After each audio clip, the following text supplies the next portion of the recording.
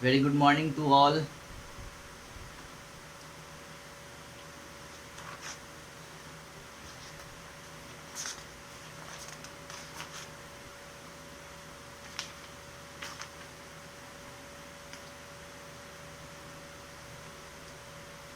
चलिए आज हम लोग अब पॉजेसिव नाउन के बारे में, पॉजेसिव नाउन्स जो होते हैं उनके बारे में पढ़ेंगे। ठीक है, तो पॉजेसिव नाउन्स क्या होते हैं, पहले व्हाट इज पॉजेसिव नाउन्स, और उन चीज़ों को हम लोग समझेंगे, है ना। यानी nouns that shows ownership, owner का मतलब होता है मालिक, और पोजेशन यानी जिस पर आपका अधिकार हो, आर कॉल्ड पॉजेसिव नाउन्स, है ना। जैसे ये मार्कर मेरे हाथ में है, मैं कहता हूँ ये मेरी मार्कर है, ये मेरा मार्कर है, ये मेरा बुक है ना। तो इसका मतलब ये हुआ कि इसके ऑनर हम हैं, यानी इस पे मेरा पोजीशन है, यानी मेरा अधिकार है ना। तो पॉजेसिव नाउन्स जो होते हैं ये दिखाते हैं, है ना। पॉजेसिव यानी नाउन्स दैट शो ऑनरशिप, यानी किसी भी चीज़ का जो स्वामित्व होता है वो किसका है। जैसे आप बोलते हैं ये मेरा कलम है, ये मेरी बुक है ना, और ये मेरा जो है सो नोटबुक है, या कुछ भी शर्ट है, पेंट है, या कोई भी सामान, बॉल है, बैट है, तो हम लोग बोलते हैं ये मेरा घर है ना। तो यानी इस घर के ऑनर कौन हुए, हम हुए, यानी वो घर आपका है। तो now nouns that show ownership और positions are called possessive nouns. अब देखिए हम लोग इसको एग्जाम्पल से समझते हैं। अब पेज नंबर 16 निकाल लीजिएगा, chapter number 5, right, possessive nouns. Turn page number 16 and chapter number 5।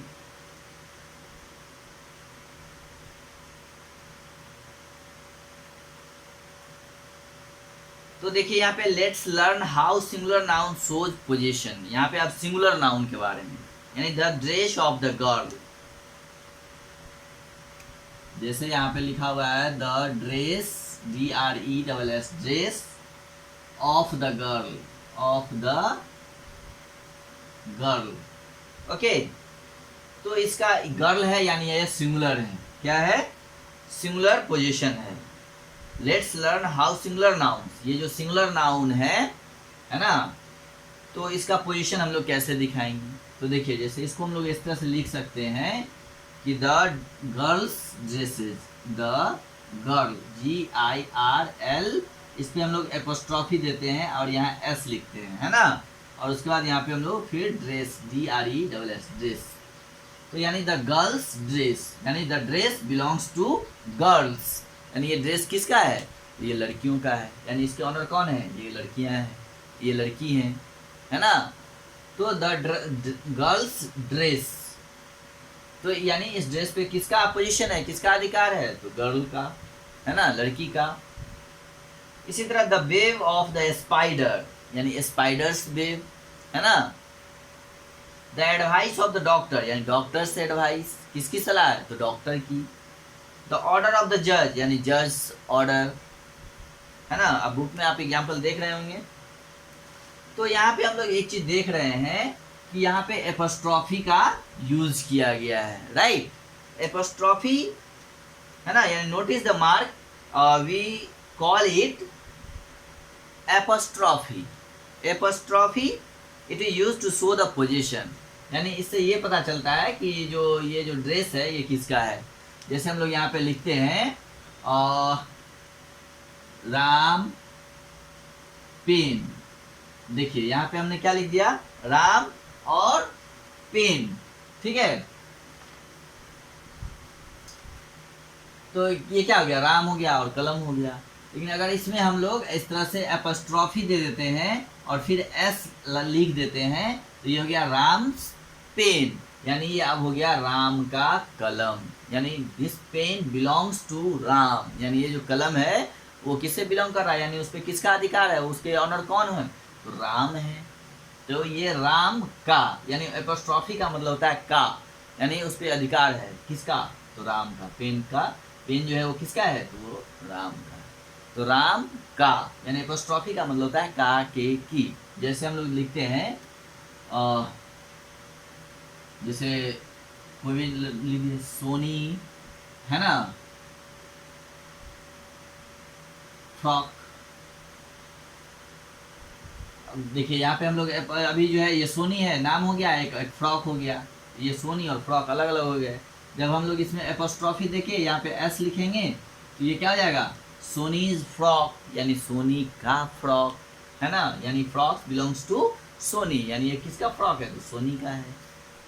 तो इस तरह से हम लोग एपोस्ट्रॉफी का यूज जो है पोजीशन यानी अधिकार दिखाने के लिए, उसका ऑनरशिप दिखाने के लिए हम लोग यूज करते हैं कि ये फ्रॉक का जो ऑनर है वो है सोनी, ये पेन का जो ऑनर हो गया यानी ये राम। ठीक है, जैसे देख लीजिए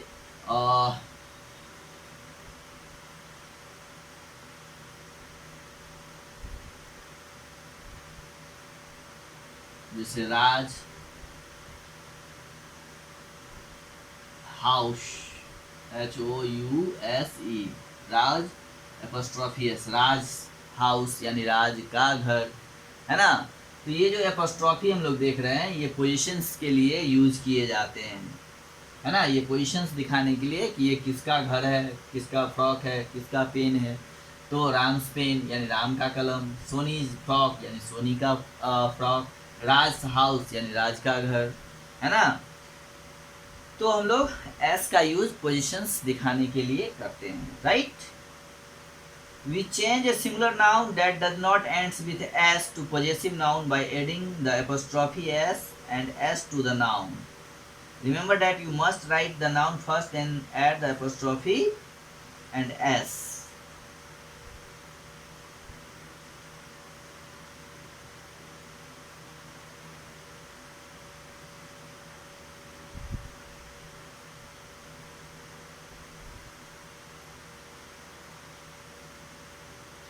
तो एक चीज यहाँ पे ध्यान देना है कि जो नाउन सिंगुलर होते हैं, है ना, सिंगुलर नाउन होता है डेट और जिसके अंत में एस नहीं लगा होता है। We change a singular noun that does not end with S, है ना।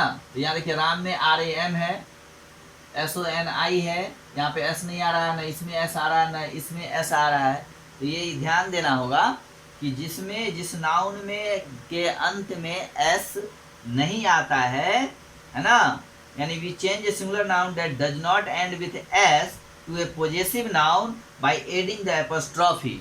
तो वैसे नाउन को हम लोग पॉजेसिव नाउन बनाने के लिए क्या करते हैं, उसमें पहले एपोस्ट्रॉफी लगाते हैं और फिर बाद में एस लगाते हैं।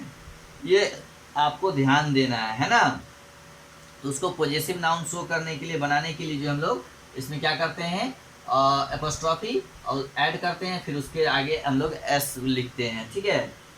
तो end with S to possessive noun by adding the apostrophe and S to the noun. उसके बाद नाउन में हम लोग एस जोड़ देते हैं एपोस्ट्रॉफी लगाने के बाद। तो ये पॉजेसिव नाउन हो गया, ठीक है।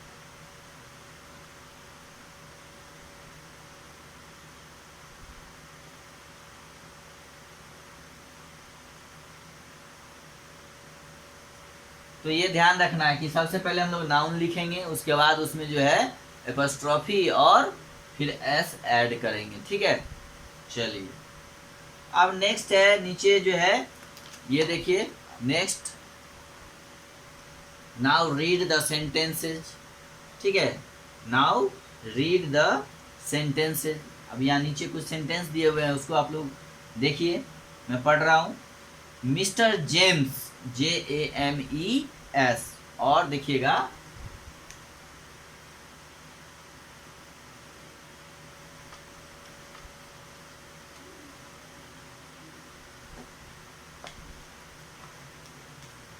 क्या है, JAMES, और यहाँ पे सिर्फ एपोस्ट्रॉफी दिया हुआ है, इसके आगे एस नहीं लिखा हुआ है ना। तो mister James plants always look healthy, ठीक है।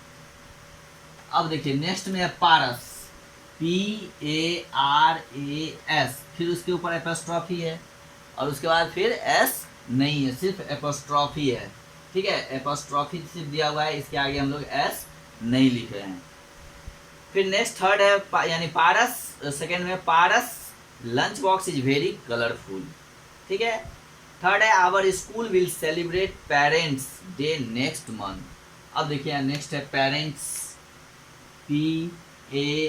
PARENTS, सिर्फ यहाँ एपोस्ट्रॉफी दिया हुआ है।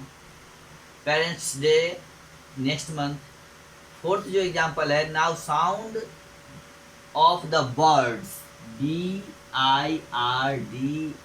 और इसके ऊपर एपोस्ट्रॉफी दिया हुआ है। बर्ड्स चिर्प इज डिलाइटफुल, है ना। अब हम लोग यहाँ क्या देख रहे हैं कि जो भी नाउन है ना, नाउन के अंत में सिर्फ एपोस्ट्रॉफी ऐड करा हुआ है, उसके आगे एस नहीं लिखा हुआ है। तो और इससे पहले जो हम लोगों ने लिखा था उसमें एपोस्ट्रॉफी के बाद एस भी ऐड किया था, एस भी डाला था उसमें।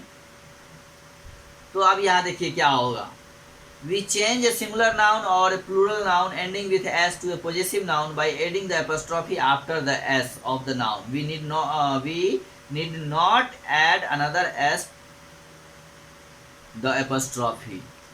तो यानी जो नाउन्स होते हैं, जिस नाउन के अंत में वी चेंज ए सिंगुलर और plural noun ending with S, यानी जिस नाउन के अंत में जो है अगर एस आता हो, या कोई नाउन अगर सिंगुलर से प्लूरल होता हो, चेंज करते हैं जैसे बर्ड का वर्ड्स, यानी जिसके लास्ट में एस आ रहा है, तो उसके बाद हम लोग सिर्फ उस पर एपोस्ट्रॉफी डालते हैं, उसके बाद एस लिखने की ज़रूरत नहीं होती है। ये बात आपको ध्यान देना है। अगर किसी नाउन को हम लोग सिंगुलर से प्लूरल में कन्वर्ट करते हैं और उसके अंत में एस आता है, जैसे बर्ड, बर्ड मीन्स होता है पक्षी, यहाँ पे हमने लिखा क्या, BIRDS, बर्ड्स, यानी ये प्लूरल फॉर्म है और इसके लास्ट में एस है। तो यहाँ पे हम लोग क्या करेंगे, सिर्फ एस के ऊपर एपोस्ट्रॉफी देंगे और इसके बाद एस लिखने की ज़रूरत नहीं है। उसी तरह यहाँ पे जेम्स है, इसमें भी लास्ट में एस है, तो ये सिंगुलर है लेकिन ये इसके लास्ट में एस है, इसलिए इसके ऊपर हम लोग सिर्फ एपोस्ट्रॉफी डालेंगे। यहाँ देखिए पारस, इसमें भी सिर्फ एपोस्ट्रॉफी, क्योंकि यहाँ भी लास्ट में एस है, यहाँ भी एस है, तो इसके ऊपर सिर्फ हम लोग एपोस्ट्रॉफी डालेंगे, उसके बाद एस डालने की ज़रूरत नहीं है। We need not add another S the apostrophe, है ना, तो नहीं हम लोग इसके लिए यूज करेंगे।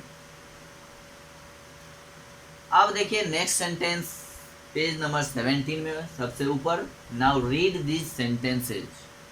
द ऑक्सन, OXEN, और ऑक्सन के ऊपर में एपोस्ट्रॉफी लगा हुआ है, फिर एस भी लिखा हुआ है, यानी apostrophe s. The oxen's yokes were heavy, तो यहाँ पे ऑक्सन में भी एस लगा हुआ है। The men's uniform looks elegant, तो when plural noun does not end with s, we forms it possessive noun formed by adding the apostrophe। देखिए, और जिस प्लूरल नाउन में एस लास्ट में नहीं होता है, जैसे ऑक्स होता है तो इसका प्लूरल फॉर्म क्या होता है, ऑक्सन, है ना।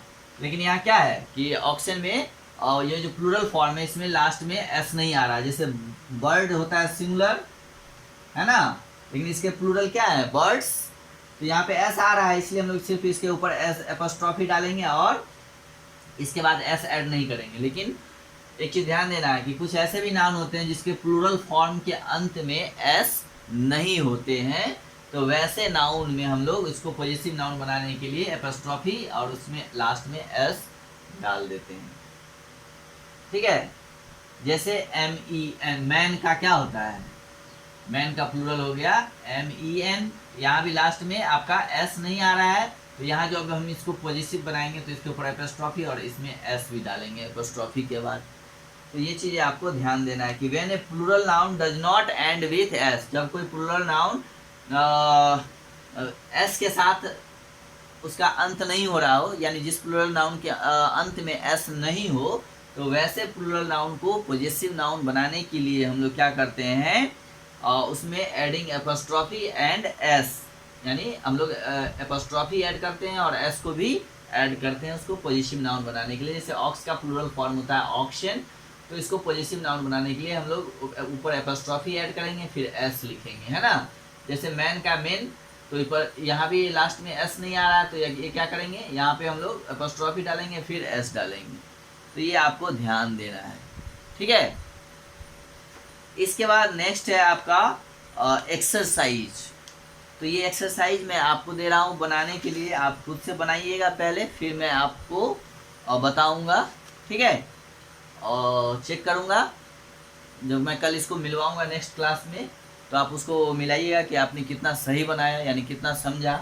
जितना आप समझेंगे उसके हिसाब से आप कितना सही बना रहे हैं, ये आपको कल पता चलेगा। जब हम बताएंगे तो आपको खुद समझ में आ जाएगा कि हमने कितना सही किया और कितना गलत किया। यानी मैं जब बताऊंगा तो आप अपने आंसर को मैच कीजिएगा, और जो सही होंगे उसको आप खुद से टिक मार लीजिए, और जो गलत होंगे उसको आप करेक्ट करेंगे। ईमानदारी से आप जो है उसको करते चलिएगा, और आपको इससे पता भी चल जाएगा कि आप कितना समझ रहे हैं। खुद आप चेक कर लीजिएगा अपने आप को। तो फर्स्ट जो एक्सरसाइज है, question number A, rewrite this groups of word using the apostrophe, one has been done for you. जैसे फर्स्ट में दिया हुआ है the tail of the elephant, तो इसको हम लोग जो है कैसे बनाएंगे, तो दो द एलिफेंट टेल्स, एलिफेंट उसके ऊपर एपॉस्ट्रोफी ऐड डालेंगे या फिर टेल्स लिखेंगे। द लैपटॉप ऑफ चारू, तो ये क्या हो जाएगा, Charu's, CHARU apostrophe S, Charu's laptop. उसके बाद थर्ड है the bag belongs to Jack, Jack नाम है तो इसका क्या हो जाएगा, Jack's bag, JACK apostrophe S और जैक्स बैग, ठीक है, या द जैक्स बैग, इस तरह से हम लोग लिखेंगे। नीचे 3 और है, वो आप खुद से बनाइए। उसके बाद नीचे क्वेश्चन नंबर बी दिया हुआ है, tick the correct sentences in each pair and cross out the incorrect one. यहाँ पे 2 सेंटेंस दिया हुआ है, अब इसमें देखना है जो किसमें एपॉस्ट्रोफी का सही यूज किया गया है। जो सही होगा उसके आगे टिक मार देना है, जो गलत होगा उसके आगे क्रॉस कर देना है, जैसा कि क्वेश्चन नंबर 1 में आपको करके दिखाया गया है, ठीक है। तो इसमें क्वेश्चन टोटल 8 है। और थर्ड जो है question number C, read this passage and fill in the blanks with words from the box along with the apostrophe to show position one has been done for you। यानी यहाँ पे box में जो है आपको कुछ नाउन्स दिए हुए हैं, कुछ वर्ड्स दिए हुए हैं, जिसको आपको यूज करके नीचे जो फिल इन द ब्लैंक्स है उसको कंप्लीट करना है ना। पैसेज को पढ़ना है और उसके जहाँ पे जैसा जो वर्ड आपको लगे कि यहाँ पे ये हो सकता है तो वो वर्ड को आप डाल देंगे। ये आप खुद से पहले करेंगे और उसके बाद जो है कल मैं फिर इसको आपको मैच कराऊंगा, मिलवाऊंगा, है ना। तो आपको समझ में आ जाएगा कि हमने कितना समझा है ना। तो आप इसको रिवाइज करिए, इस चैप्टर को एक बार फिर से पढ़िए, खुद से पढ़िए, है ना। उसके जितने भी एग्जाम्पल्स हैं उसको बार बार पढ़िए, 2 बार, 4 बार, 6 बार, 8 बार, 10 बार, जितना बार उतना बार पढ़िए, जब तक कि आप नहीं समझ रहे हैं तब तक आप उसको पढ़ते रहिए, है ना। और समझ के फिर उसको जो है आप क्वेश्चन आंसर को करिए। कल हम उसे क्वेश्चन आंसर को मिलवाएंगे और आप जो बनाए रहेंगे उसको आप अपने आंसर से मिलाइएगा, और जो सही होगा उसको टिक कर लीजिएगा, जो गलत होगा उसको काट के फिर से करेक्ट करिएगा, है ना। तो चलिए आज इतना ही रहने देते हैं। इसको आप लोग होमवर्क बना के रखिएगा, सारा कॉपी चेक होगा, ये भी ध्यान रखिएगा जब स्कूल खुलेगी तो। इसलिए आपको ये सब काम करते रहना है, ये नहीं कि बस बोल दिए हम, आप अपना सुन के रह गए, ठीक है। तो बहुत पिटाई भी लगेगी खुलेगा तो, नहीं करिएगा तो, है ना। इसलिए पढ़िए, घर पे बैठ के सिर्फ खेलना नहीं है, पढ़ना भी है। चलिए, okay, have a good day.